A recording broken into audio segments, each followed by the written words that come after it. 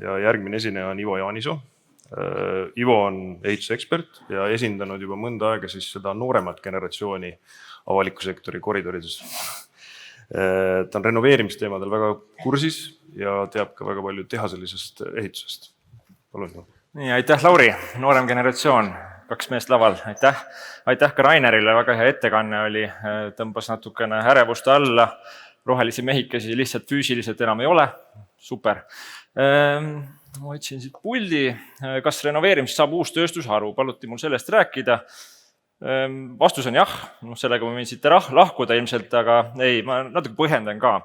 Et absoluutselt, kas või võtame selle viimase toetusraha 185 miljonit eurot, seda kokku ehitusturule 400 miljonit eurot tööd.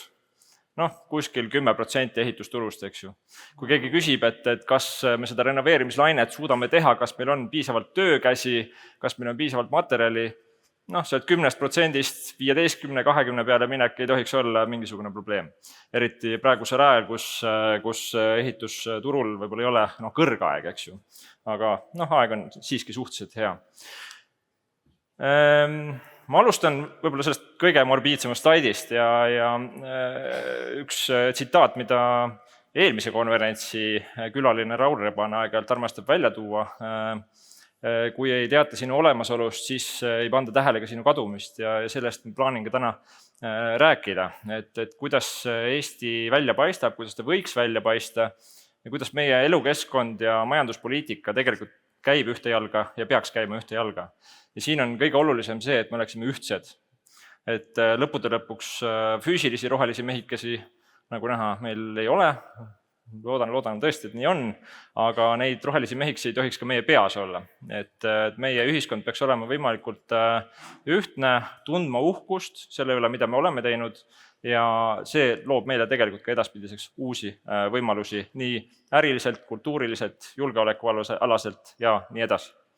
Aga et mõelda nüüd sellele, et kuidas Eesti välja paistab praegu, siis käisin mõned kohad läbi, et esiteks guugeldasin natukene, et kui kirjutada sisse Estonia, te võite seda ise ka teha, kellel huvi on, et siis ikkagi, mis esimesena välja paistab, ei ole mitte e-riik või mingisugune muu tilulilu, eks ju, vaid on tegelikult meie vanalinn, meie Saaremaa tuulikud, meie laululava, eks ju. Hea elukeskkond toob selgelt klikke. Et ega need pildid ei ole sinna Google'i esimesele lehele niisama sattunud, et neid järelikult ka klikitakse. Ja see on see, mis on meil täna postkaardi materjal, eks ju. Et see on osa meie kultuurist, meie ülesanne on see, et seda kultuuri hoida, seda edasi arendada, nagu ka meie kõige tähtsamates dokumendis on kirjas, et keele ja kultuuri säilitamine on kõige olulisem. Ja siin tegelikult selles saalis istujatel ongi kõige olulisem roll. Et seda elukeskkonda edendada vastavalt meie enda kultuurilisele praktikale.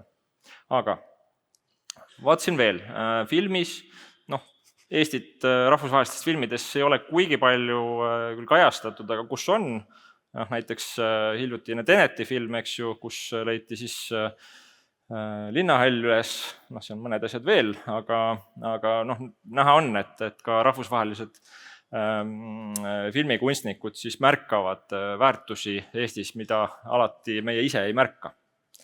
Ja vanemast ajast Tarkovski muidugi Stalkeri filmis, mida filmiti siis praeguse Rotermanni piirkonnas, et nagu näha, et siis see, mida hea silmaga filmikunstnik leidis, on leidnud väärindamist siis ka meie kinnisvaraarendajate poolt, ehk siis praeguseks on see tööstusala saanud täitsa kvaliteetseks äri- ja elupiirkonnaks ja sarnaselt nagu paljude teiste tööstusaladega. Et seal on mingi võlu, mingisugune osa meie kultuurist, mida me oleme pidanud vajalikuks säilitada. Ja tehisintellekti vaatasin ka, et küsisin ühe portaali käest, et kuidas üks keskmine ameeriklane näeb Eestit. Et siis tuli välja selline Pullerbi küla. eks ega nad liiga palju võib-olla ei oskagi kaardi peal näppu pannes öelda, et kus Eesti asub, aga ilmselt meid ikkagi kuskil siin Põhjamaade nii-öelda kontekstis nähakse. Ja jällegi huvitav on näha, et just see, et kuidas meie elame, et see paistab silma, et see hea elukeskkond kui selline tõepoolest paistab ka teistele välja. Ja nüüd lähen konkreetsemalt siis renoveerimise teemade juurde, mis iseenesest ongi seesama asi, et see meie enda elukeskkonna arendamine ja see tegelikult üha rohkem paistab välja. Et me oleme siin kümnendid teinud päris palju tööd ja innovatsiooni väga mitmetel tasemetel. Et see tähendab sotsiaalset innovatsiooni ehk siis seda, et kusjuures jah, meil praegu kui vaadata kortermajade tervikrenoveerimist, siis toetuste abil on oma kodud korda saanud umbes 100 000 inimest, umbes üks terve laulupidu ja selle kõik külalised. Et see on meie rahvusspordiks mõnes mõttes saanud. Majanduslikku innovatsiooni meie pangad annavad super head laenu, enam ei pea renoveerima mingisuguseid otsaseinu 10% laenuga pluss Euribor, millel on mega lühike tähtaeg, vaid on tõesti tegemist selliste nii-öelda rohelaenudega, 1,5% juba terendab siin tublimate majade puhul. Ja pangad tõesti tahavad sellesse valdkonda investeerida, et see aitab neil laenuportfell rohelisemaks muuta, et seeläbi saavad ka nemad paremini laenu kuskilt rahvusvahelistest pankadest ja seeläbi jällegi nad toovad üldist laenu maksumust alla ka meie ettevõtluslaenudele näiteks. Ehk siis see, et kortermaju tehakse korda, võimaldab lõpuks edendada ka meie ettevõtlust. Huvitav seos. Ja tehnoloogilisest innovatsioonist ma räägin ka, et siin ei ole üldse ammu aega tagasi, 2010, mis ta oli, eks. Et selle riigipoolse renoveerimise, sellise nügimise ajalugu ei olegi pikem kui 20 aastat. Et alustasime siin veel KredExi ja teiste heade asutuste eestvedamisel just selle laenuraha odavamaks muutmisega. Ka mingid teatud väga väikses mahus toetused tulid turule, tehti sellist turundustegevust, et võta raha ja tee maja korda, mis oli selline suhteliselt lihtsakoeline ja tol ajal siis inimesed olid uhked, et said oma otsaseina soojaks ja said oma kulusid natuke alla, aga sellega loomulikult me ei pea piirduma, eks ju. Et nüüdseks siin on mõned aastad tagasi mõned pildid, kus juba on näha seda, et majad tehakse tervikuna korda. Praegu riigi toetusega praktiliselt seda osalist renoveerimist on jäänud väga väheks.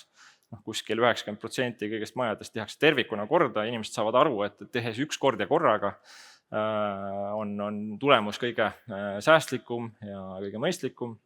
Ja tõesti, meil on väga palju häid näiteid nüüdseks olemas.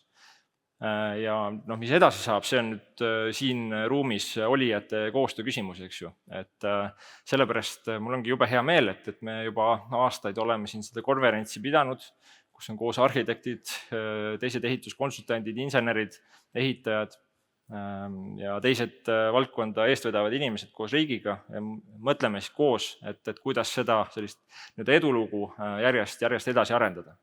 Aga selle juures ma muidugi kutsun üles ka tundma uhkust selle üle, mida me juba oleme teinud.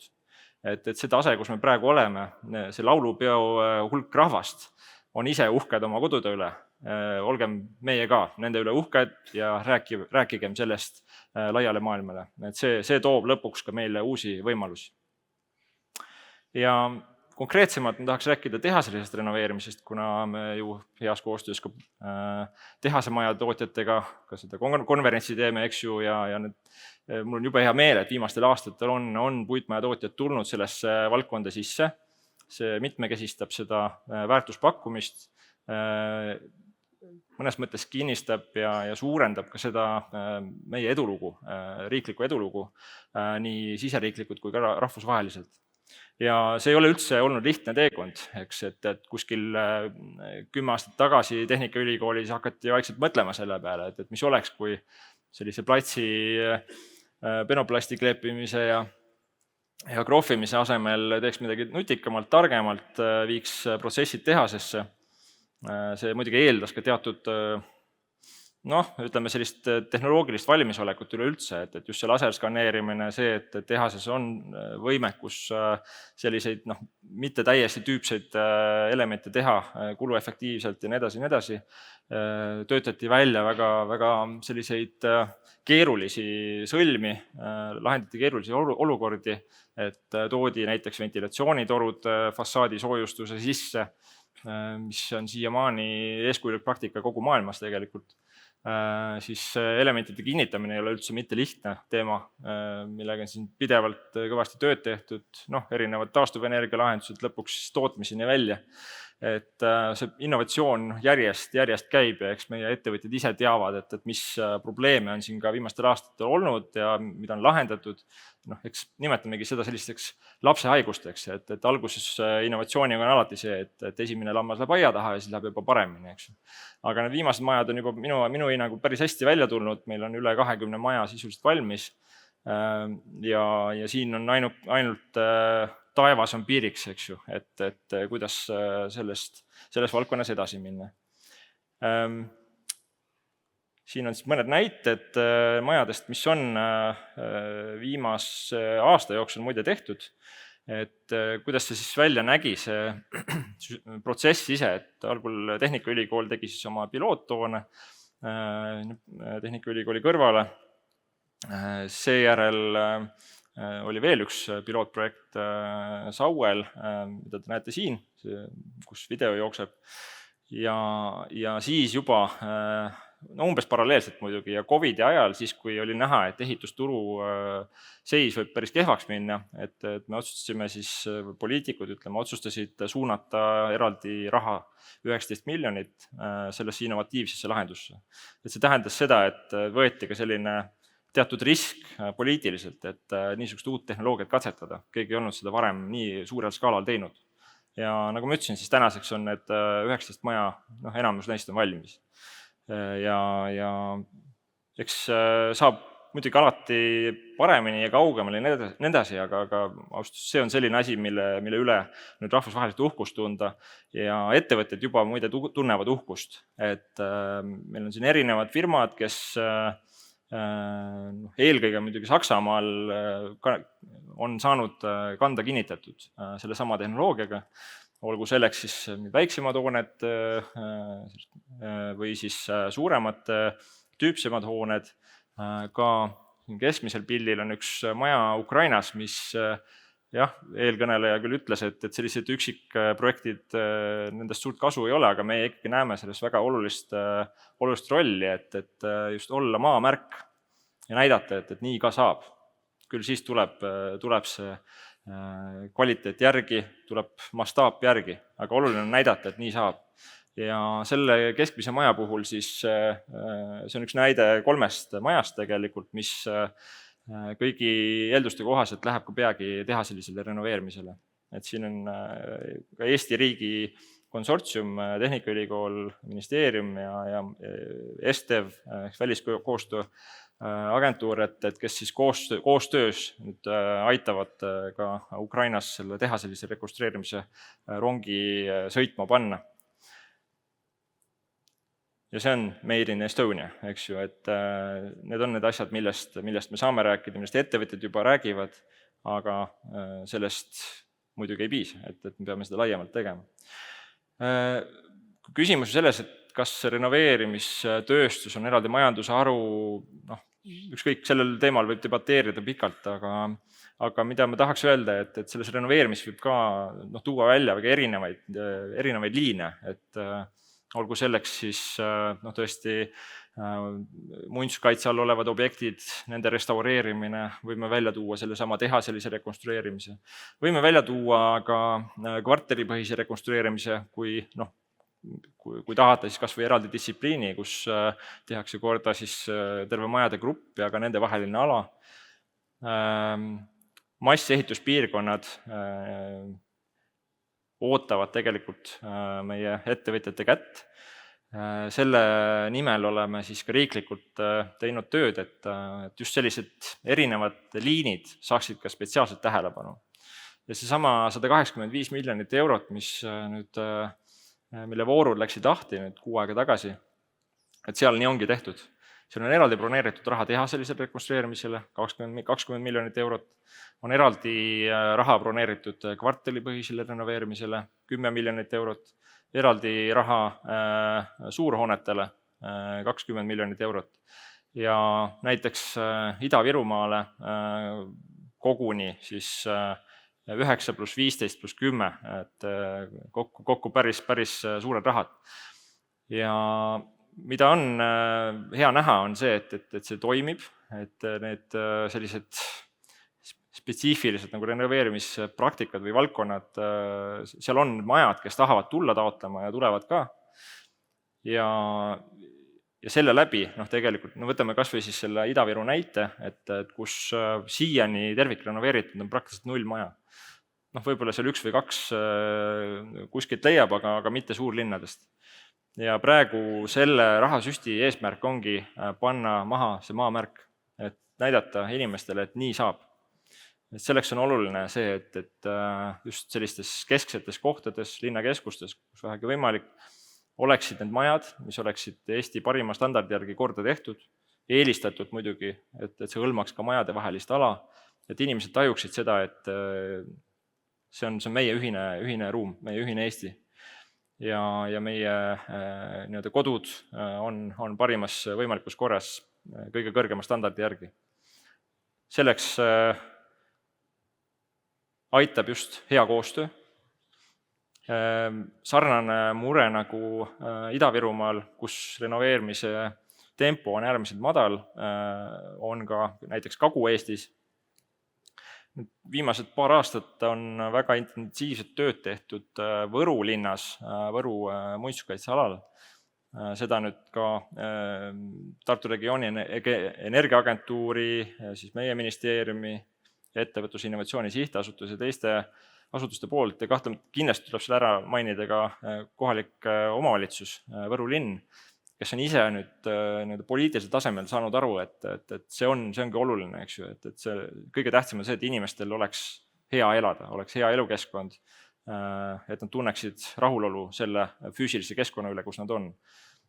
Ja Võru linna näitel saab seda öelda, et me broneerisime viimasest rekonstrueerimistoetuse taotlusvoorust ka eraldi raha igale maakonnale. Võru linnale 6,5 miljonit, see taotleti kõik ära, pluss taotleti lisaks Võrus ka raha kultuuriväärtustega hoonete eelarvest, mis kokku oli meil 10 miljonit eurot. Ja Võru tegelikult oli seal, tahtis sellest eelarvest ära taotleda lausa üle poole. Eks nüüd ettevõtluse innovatsiooni sihtasutus vaatab üle, et kes sealt mida saab, seal on teatud kriteeriumid. Aga see energia, mis Võrus käima läks pärast seda intensiivset koostööd kohalike majaomanikega, nende korteriühistutega, näitas, et see asi lähebki niimoodi käima. Et inimesed peavad usaldama riiki, peavad aru saama, miks seda on vaja teha, peavad aru saama sellest protsessist, see renoveerimise teekond ei ole üldse lihtne. See on ilmselgelt hoopis teine ehitise tellimine kui uus ehitus põllu peal. Et seal on väga palju erinevaid detaile, mis tuleb läbi rääkida, mis tuleb veel korteriühistutega kokku leppida. Ja tänu sellele, et nüüd Võrus on palju oldud toeks, siis ongi nüüd üle 20 maja tegelikult minemas tervikliku rekonstrueerimisse. Ja Ida-Virus on hetkel taotletud ka üle 20 miljoni euro toetusraha. Et see on tõsine arenguhüpe ja potentsiaalne ärivedur nendes piirkondades ja elukeskkonna arenguvedur nendes piirkondades. Ehk siis sellega ma nüüd lõpetangi, et tundkem uhkust selle üle, mida me oleme teinud. Olgem järjekindlad selle innovatsiooni juures, mõelgem kaasa ja head koostööd, nagu me siin ruumis ka näeme, eks ju, et erinevate valdkondade esindajad on kokku tulnud, et see, et me tunneme uhkust selle üle, mida me oleme teinud, võimaldab meile luua ka neid uusi võimalusi, nii Eestis kui ka välismaal. Aitäh!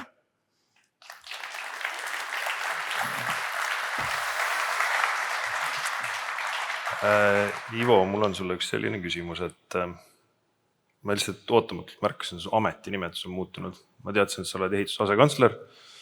nüüd tuleb välja, et sa oled, kuidas see nüüd oligi, elukeskkonna ja ringmajanduse asekantsler, et see ringmajandus lihtsalt tuleb uksest ja aknast igalt poolt sisse, et saad sa natuke täpsustada, kas sellega muutus ka su töö või mis sa tajud seda, et mis see point oli sellel ja kas sa tunned, et ehitussektor saab hetkel aru, mida see tähendab? Ja see muutus ei toimunud küll kuidagi põranda all, et tegelikult ma pidin täitsa eraldi kandideerima ja oli täiesti uus positsioon, elukeskkonna ja ringmajanduse asekantsler. Ja mis see sisult tähendab, on see, et ehituse teemad ja ringmajanduse teemad, ehk siis nii jäätmevaldkond kui ka üleüldine ringmajandus, see toodi kokku. Ja iseenesest see on hästi loogiline, et seda on ka Euroopas näha teistes riikides, on näha ka Euroopa Komisjonis, et kus nähakse just ehitusvaldkonnal seda potentsiaali ja seda ringmajanduse vedurit eest vedada. Ja ma arvan, et see on ettevõtetele ka oluline märksõna, eks ju, et ringmajandus, see on küll selline helisev sõna, seal taga võib näha paljusid asju, aga see toob jällegi investorite huvi, klientide huvi ja mis siis ehitust siin kuidagi eristab või mis on ka väga huvitav, et oli üks viktoriin oli, kus küsiti seda, et mida inimesed on harjunud nagu kasutatuna kasutama. Et siis käisid mingid ajurünnakud, et kes siin mööblit ostab kuskilt, kes jalgratta ostab kuskilt Facebooki marketplace'ist, lasteriided, mööbel, nii edasi. Aga siis tuli juba siuke pakkumine, et kuule, aga kodu.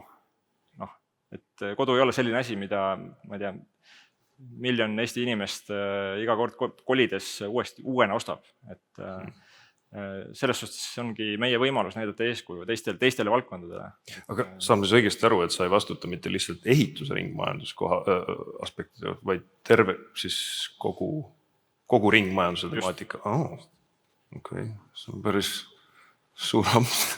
Jah, aga sellepärast ongi, et see võimalus just selle ehituse poolega näidata eeskuju teistele valdkondadele, et meil on päris palju nurjatuid probleeme pakendite valdkonnas, eks ju.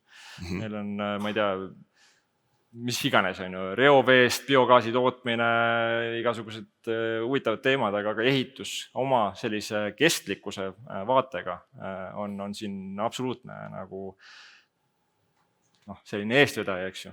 Okay. No selge, ma tegelikult räägime siin konverentsil veel ringsest mõtlemisest, nii et väga huvitav, see oli minu jaoks igatahes üllatus, et see muutus on toimunud. Ma ei teadnud, et sa kandideerid. Ma mõtlesin lihtsalt, keegi muutis ametinimetusi. Okei, aitäh. Aitäh.